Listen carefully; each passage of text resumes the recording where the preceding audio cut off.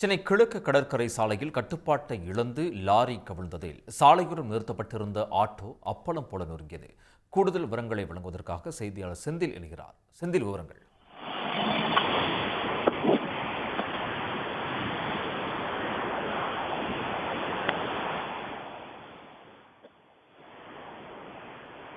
செந்தில், இந்த விபத்து எப்படி நேரிட்டது? சேத விவரம் என்ன? சென்னை கிழக்கு கடற்கரை சாலையில் கட்டுப்பாட்டை இழந்த லாரி தலைகுப்புற கவிழ்ந்து ஆட்டோ மீது மோதியதில் ஆட்டோ அப்பளம் போல நெருங்கியது. அதே போல ஒரு காரும் சேதமடைந்தது. நல்வாய்ப்பாக இந்த விபத்தில் எந்தவித உயிர் சேதமும் ஏற்படவில்லை.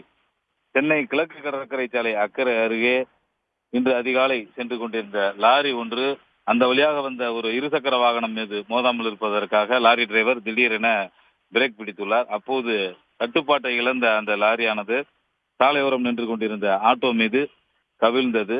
இதில் ஆட்டோ அப்பளம் போல நொறுங்கியது. இது மட்டுமின்றி அந்த லாரி ஒரு கார் மீதும் விழுந்துள்ளது. கார் இதில் லேசான சேதமடைந்திருக்கிறது. நல்வாய்ப்பாக லாரி டிரைவருக்கோ அதே போல காரில் இருந்தவர்களுக்கோ எந்தவித காயமும் ஏற்படவில்லை.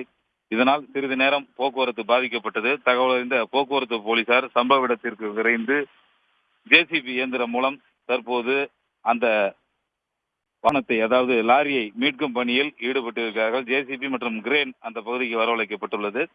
தற்போது அந்த லாரியை மீட்கும் பணியில் போலீசார் தீவிரமாக ஈடுபட்டு வருகின்றனர். உடனுக்குடன் செய்திகளை தெரிந்து கொள்ள சன் நியூஸ் பெல் ஐகானை கிளிக் பண்ணுங்க.